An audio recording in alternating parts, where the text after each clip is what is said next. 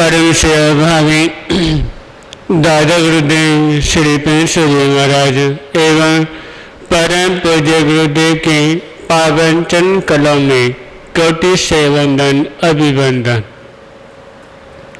उपस्थित धर्म प्रियों, कुछ दिनों से आपके समक्ष विषय चल रहा है, घर को मंदिर कैसे बनाए। धर्म प्रियों, घर को मंदिर का रूप देने के लिए सबसे पहले घर को का परिवर्तन करना पड़ता है। घर को एक सुंदर रूप देना पड़ता है। जब व्यक्ति घर को अच्छा सा रूप जब देता है तो उसका घर अपने आप ही मंदिर बन जाता है। यानी घर की जो व्यक्ति के घर में जो वस्तुएं जो होती है, हर घर में हर वस्तुएं शुद्ध स्थान पर रखनी जरूरी होती है। घर की सुंदरता रखने के लिए घर की साफ सफाई करनी बहुत जरूरी होती है। यानी घर की जो वस्तु में यदि वो शुद्ध स्थान यदि स्थापित यदि नहीं है, घर पर बिखरा पड़ा है, समय इधर बिखरा पड़ा है, घर की शुद्धता नहीं है, फिर वहां पे वो घर एक मंदिर का रूप नहीं ले सकता। यानी व्यक्ति को अपने घर का सुंदर रूप देने के लिए सबसे पहले अपने घर को सुंदर बनाना पड़ता है। व्यक्ति का घर सुंदर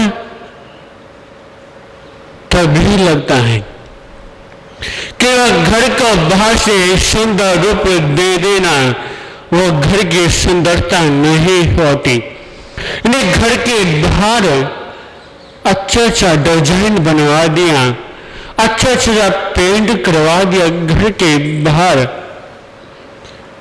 घर को तो बाहर सुंदर रूप तो दे दिया है, और घर के भीतर कोई वस्तु ठीक स्थान पर स्थापित नहीं है तो वहां पे घर में कलह बढ़ता रहता है और घर में लड़ाई झगड़ा होए बिना नहीं रहता।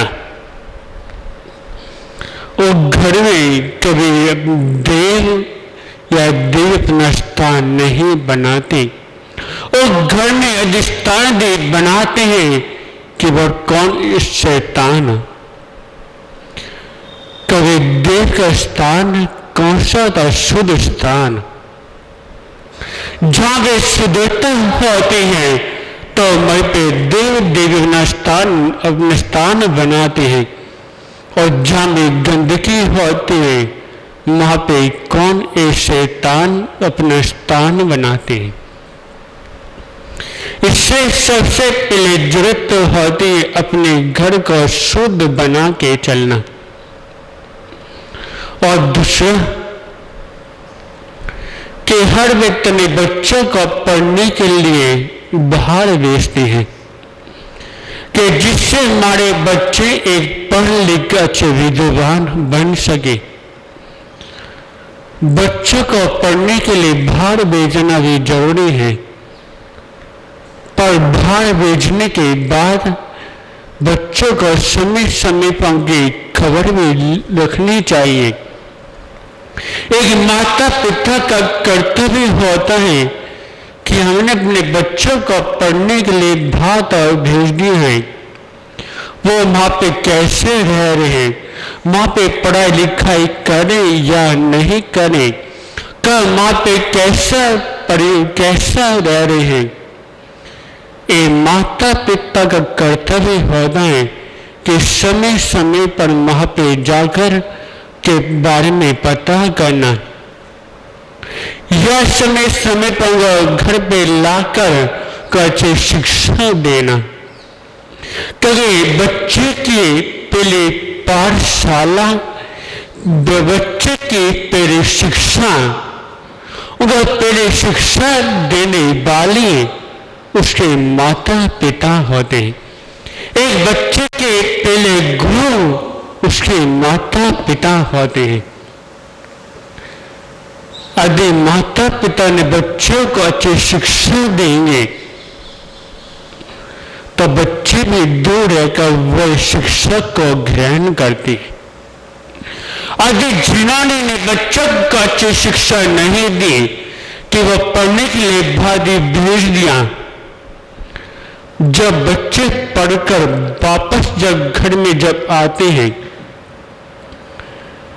यदि जरा सी गलती होने पर उसे माता पिता उसको टोक देते हैं तो उल्टे उनके ऊपर वो बच्चे पढ़ते हैं, उल्टे सीधा बोलने लग जाते हैं।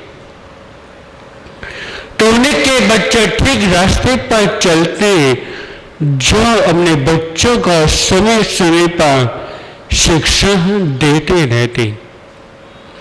पहले समय में क्या होता ना कि जो पढ़ने के लिए पढ़ने के लिए पढ़ नहीं पाते थे, पर उनके माता पिता ने बच्चों को शिक्षा देते थे, इसलिए वो फिर दूसरों के साथ अच्छा व्यवहार करते थे। फिर वो दूसरों के साथ एक तरह से प्रेम के साथ मिलकर रहते थे। एक मान दो व्यक्ति है, एक ज्ञानी है और एक ज्ञानी है। एक तो बहुत ज्यादा पढ़ा लिखा है, एक कुछ भी पढ़ा लिखा नहीं।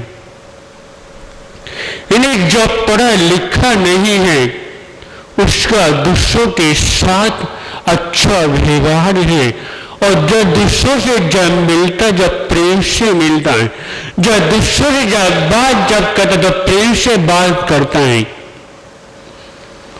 वो एक ज्ञानी है, पढ़ा लिखा है। और जो दूसरों से जब मिलता है न दूसरों से प्रेम से रहना, न अच्छी तरह से बात करना, पर संसार में सबसे ऊंचा कौन? जो दूसरों के साथ प्रेम से रहता है। जैसे वो पढ़ा लिखा नहीं है तो उसका घर भी एक अच्छा सा मंदिर का रूप ले लेता है। इसलिए हर व्यक्ति को अपने घर को एक मंदिर का रूप देने के लिए पहले घर की शुद्धता को रखे, और दूसरा अपने बच्चे को क्या शिक्षा दे। जो व्यक्ति ये दो बात अपने पास रख लेगा, पहले घर को अच्छा रूप देने अंदर से, उसके बाद बच्चों को अच्छी शिक्षा देना। क्योंकि घर को मंदिर बनने से कोई भी नहीं रोक सकता। बेशक उसे माँ पे कितने भी मंदिर बने, यदि वह मंदिर में भी न जाए कि वह घर यदि प्रेम से रहे तो उसका भी वैसे बन जाता है। ऐसे ही पुण्य लगता है जितना पुण्य एक मंदिर पे जाकर लगता है। तो इसलिए आज सभी से कहना चाहता हूं कि आप चाहते हो कि हमारा परिवार प्रेम से रहे, हाँ अपने घर का अच्छा सा मंदिर का रूप दे, तो हमेशा अपने बच्चों को अच्छी शिक्षा दे और दूसरों के साथ मेरा ज्ञान प्रेम के साथ मिलकर चले। तो इतना ही। ओम शांति।